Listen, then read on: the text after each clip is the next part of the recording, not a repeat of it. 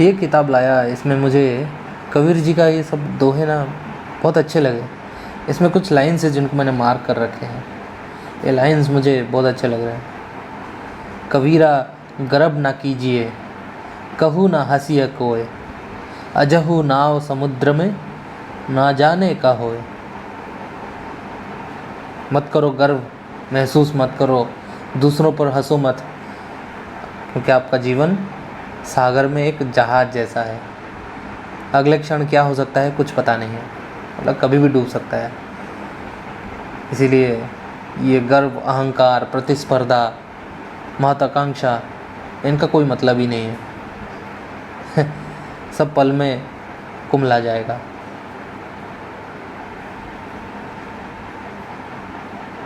ये दूसरा लाइन, कबीरा आप ठगिए और न ठगिए कोय, आप ठगे सुख होत और ठगे दुख होए। कबीर जी का ये कहना है कि किसी को भी अपने आप को मूर्ख बनाना चाहिए, दूसरों को नहीं, क्योंकि जो दूसरों को मूर्ख बनाता है वो एक ना एक दिन दुखी हो जाता है। और ये भी कहते हैं कि खुद को बेवकूफ़ बनाने में कोई बुराई नहीं है, क्योंकि ये सच्चाई को जल्द या बाद में जान जाएगा। तो यही दोस्तों, मतलब कि जब आप दूसरों को धोखा देते हो ना, तो खुद को भी देते हो, इसका मतलब यही है जो मुझे समझ में आता है।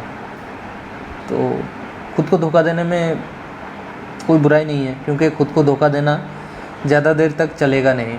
और संसार का सिस्टम ऐसा है ना कि आपको देर अबेर इस बात का रियलाइजेशन हो ही जाएगा कि आप खुद को धोखा दे रहे हो। ज़्यादा देर तक धोखा दे ही नहीं सकते।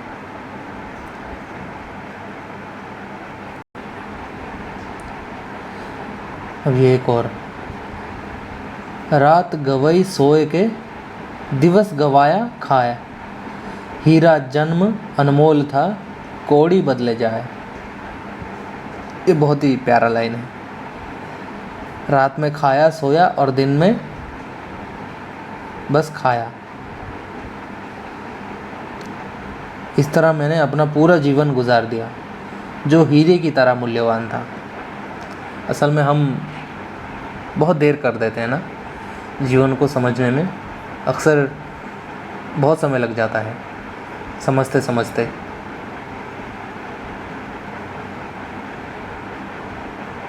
इसलिए कहते हैं इस जीवन की मूल्य को पहचानो। जो कहते हैं सच कहते हैं। वरना यूं ही गुजर जाएगा और क्या, आपके हाथ से छूट जाएगा। जो हीरा बन सकता था कौड़ियों के दाम बिक गया, इसका मतलब यही है। ये बहुत ही प्यारा वचन है। पत्ता बोला वृक्ष से, सुनो वृक्ष बन राय, अब के बिछड़े ना मिले, दूर पहुँचे जाए। एक पेड़ से एक पत्ता कहता है कि वो हमेशा के लिए दूर जा रहा है, अब कोई दोबारा मिलेगा नहीं। संसार भी ऐसा है ना दोस्तों, मतलब कि इस जन्म में जो बिछड़ जाते हैं उनकी मिलने का कोई संभावना नहीं है।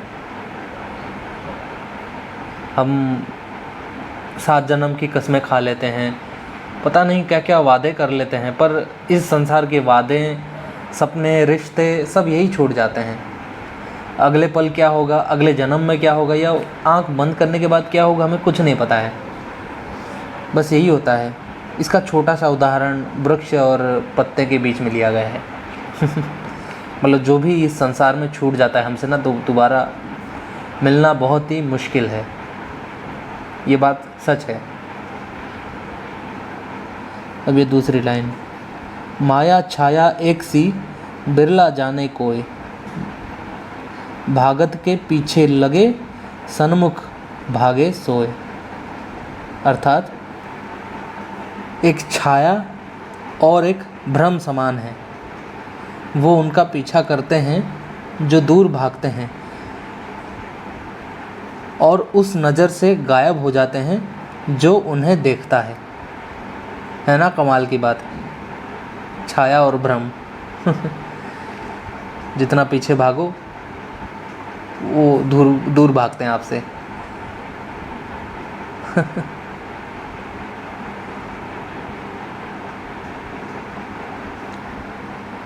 हाँ, ये लाइन तो आप कहीं ना कहीं पढ़े ही होंगे, ये बहुत ही फेमस लाइन है उनकी। लकड़ी कहे लोहार को,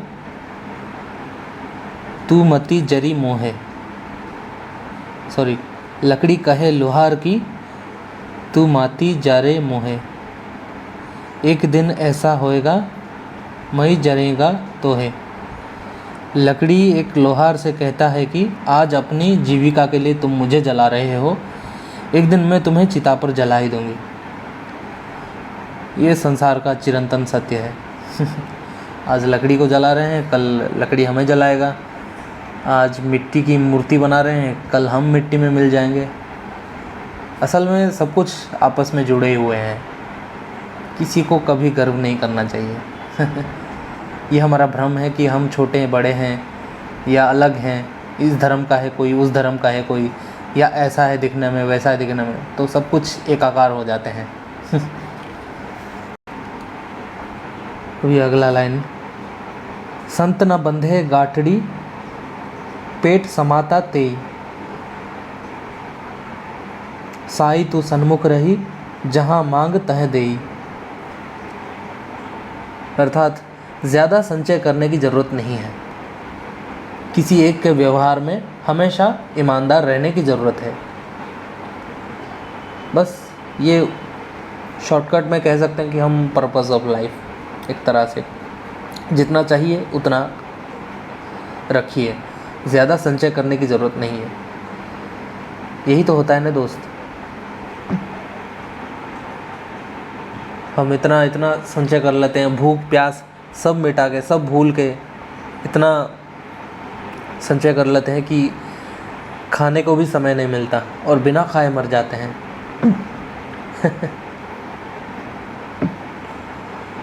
कम से कम उतना तो संचय कर लेते और उतना खा लेते जितना कि आपको ज़रूरत थी, और उतना बांट लेते, तो कम से कम कोई बात का रिग्रेट तो नहीं होता कि ये नहीं कर पाया, वो नहीं कर पाया, ये बच गया, ये अधूरा रह गया।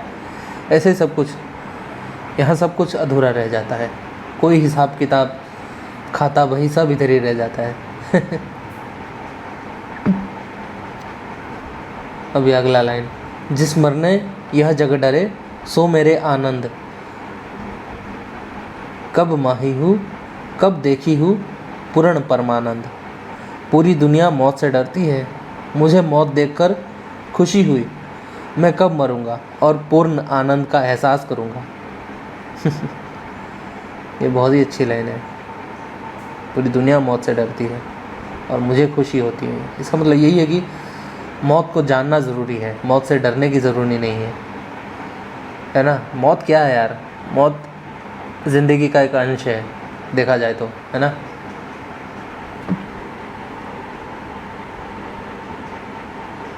सब काहू का लीजिए साचा असद निहार, पक्षपात न कीजिए कहे कबीर विचार। आपको हर किसी से सच सुनना चाहिए, कोई पक्षपात दिखाए बिना, समझे। आजकल लोग यार सच सुनना ही कहाँ चाहते हैं, सब धोखे में रहना चाहते हैं, खुद को धोखा देना चाहते हैं, है ना। सच कहो तो दुनिया दुश्मन हो जाएगी आपकी। इसलिए तो कहता है ना कि अगर एक दिन के लिए भी पूरी दुनिया सच कहने लगे ना, तो दुनिया की आधे रिश्ते भी नहीं बचेंगे। सच है।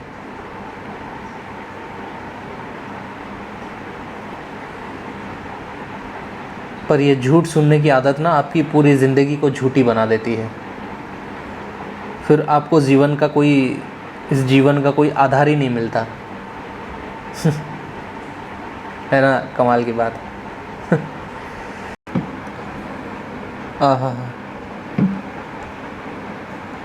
ये एक बहुत ही उम्दा लाइन है। पहुँचेंगे तब कहेंगे, उमड़ेंगे उस ठाई। अजू भेरा समण में बोली बिगुचे कोई। सॉरी, मेरी थोड़ी हिंदी थोड़ी गड़बड़ है, पर इसका अर्थ बहुत सही लिखा है। जब मैं दूसरे किनारे पर पहुंचूंगा तो मैं इसके बारे में बात करूंगा। मैं अभी सागर के बीचों बीच नौकायन कर रहा हूँ। मरने के बाद देखना चाहिए, अभी जीवन जीने में ध्यान देना चाहिए, है ना। लोग जहाँ पे नहीं है वहाँ उनकी नज़र है। लोग यार मरे बिना ही मौत के बारे में इतने कुछ बातें कर लेते हैं, ये है वो है, साधु महात्मा इतने सब कुछ कह लेते हैं ना, जबकि उनको खुद नहीं पता है जीवन क्या है और मौत के बारे में बात करते हैं। ऐसे में जीना ही वो छोड़ देते हैं, बस मौत की याद करते रहते हैं। अगली लाइन है, ये जो है लाइन समर्पण के ऊपर है। मेरा मुझ में कुछ नहीं, जो कुछ है सो तेरा तुझको सौंपता, क्या लग गई है मोर, क्या लग गई है मोर। मेरा कुछ भी नहीं है मेरे पास, जो कुछ भी है वो ईश्वर का है। अगर मैं उसे दे दूं जो उसका है तो मुझे कुछ महान करने का कोई श्रेय नहीं है। असल में ये उस तरह का वचन है, जैसा कहता है ना कि हम अस्तित्व के विपरीत नहीं जाते हैं। अस्तित्व जैसे करता है हम वैसे ही करने देते हैं उसको, सब स्वीकार भाव से। वो कहते हैं ना जो होता है अच्छे के लिए होता है, इसका मतलब यही है कि स्वीकार भाव से हम अपना उसमें कोई टांग नहीं लड़ाते उस चीज़ पे।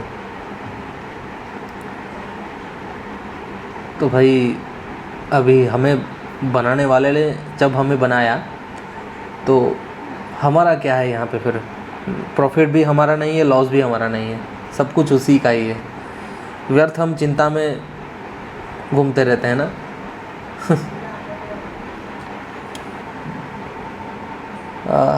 ये लाइन जागरण वाला लाइन है, पूरा जगाने वाला है।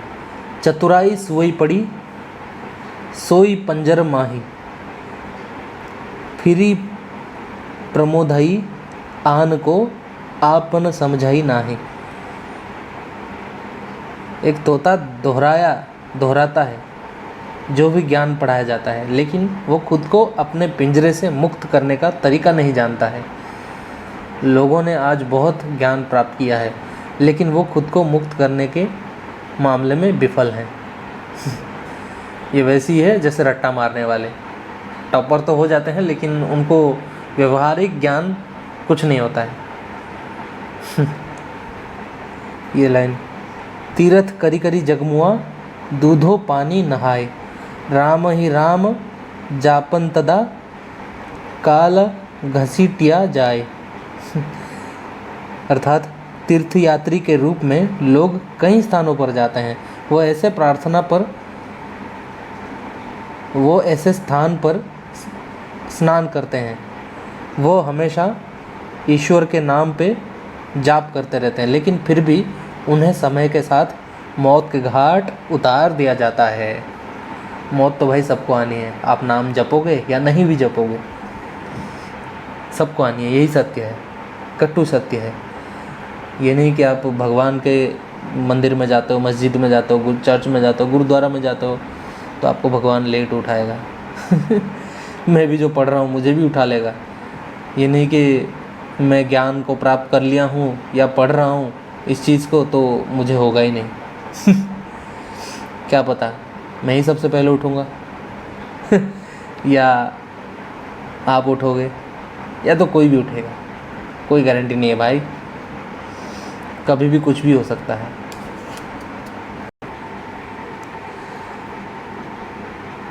हाँ, अब ये संसार के बारे में है। कबीर इस संसार को समझो कई बार, पूछ जो पकड़ई भेड़ की, उतई चढ़ाई पार। पता नहीं क्या लिखा है, चढ़ाई या चढ़ाई। कबीर लोगों को यह बताने से तंग आ गए हैं कि उन्हें मूर्खतापूर्ण तरीके से पूजा करने से बचना चाहिए। लोगों को लगता है कि वो एक भेड़ की पूंछ को पकड़कर पारगमन की महासागर को पार कर सकते हैं। समझे? मतलब कि ये जो हम जो करते हैं रीति रिवाज, ये सब भेड़ की पूंछ है। इसको पकड़कर हमें लगता है कि जैसे हम पार हो जाएंगे, मोक्ष प्राप्त कर लेंगे, है ना। ये हमारा भ्रम है। इतनी छोटी छोटी बातें, बच्चों जैसी बातों से थोड़ी ना होता है। उपवास, व्रत, इन सब से भगवान थोड़ी मिलते हैं। ये बस हमारी आत्मशुद्धि के लिए है, एक तरह से नियम वगैरह जो बनाते हैं। जो व्यवहारिक है यही है बस, लेकिन जो आंतरिक है, आत्मिक है, वो दूसरा ही है। वो भेड़ की पूंछ पकड़ के पार नहीं किया जाता, पार नहीं किया जा सकता, यही कहना है कबीर का। अंत में ये सबसे प्यारा लाइन लगता है मुझे कबीर जी का लिखा हुआ। इसमें कबीर जी का पीड़ा है, सुखिया सब संसार है, खावे और सोवे, दुखिया दास कबीर है, जागे और रोवे। दुनिया बहुत खुश है, वो खाते हैं और सोते हैं। कबीर इतना दुखी है कि वह जानता है, कि कबीर इतना दुखी है कि वो जागता है, जागता रहता है और रोता रहता है। इसका मतलब समझे? जो जागता है ना वही दुखी होता है। मतलब कि जो कॉर्पोरेट लैंग्वेज में बोलते हैं ना कि लोग इतने मशीन के भांति जीते हैं, खाते पीते सोते हैं, मतलब जैसे कि कुछ नहीं हुआ। कि ज़्यादातर लोग 80% लोग तो ऐसे ही जीते हैं, बिना किसी चेतना के, बिना किसी त्याग भाव, या कह सकते हैं कि बिना किसी चेतना के जीते हैं। तो बस वो एक ही काम करते हैं, खाए और सोए, उठ के वापस ऑफिस, वापस जाना, वापस आना, वापस जाना। इसमें कोई अंतर नहीं है, इसमें कोई डिफरेंस ही नहीं है। ऐसा कोई भी नहीं मिलेगा जो मतलब नॉर्मल लाइफ जीता हो, मतलब नॉर्मल लाइफ नहीं जीता हो। बहुत ही कम मिलेंगे जो मतलब कि मशीन की तरह नहीं जीते हैं। खैर, कबीर जी का किताब पढ़ के ना बहुत ही अच्छा लगा मुझे। मतलब कि इसमें बिल्कुल ऐसी ऐसी लाइंस लिखी हैं जो मतलब आज के टाइम पे भी काम आते हैं, और आई थिंक कि हमेशा काम आएगा। तो अभी पढ़िए और समझिए चीज़ों को। बहुत अच्छा तरीक़ा से लिखा हुआ है। कबीर हो गए हैं, दादू दयाल, ऐसे बहुत सारे हैं। पढ़िए और जागिए। मैं भी जाग रहा हूँ, जागने की कोशिश जारी है।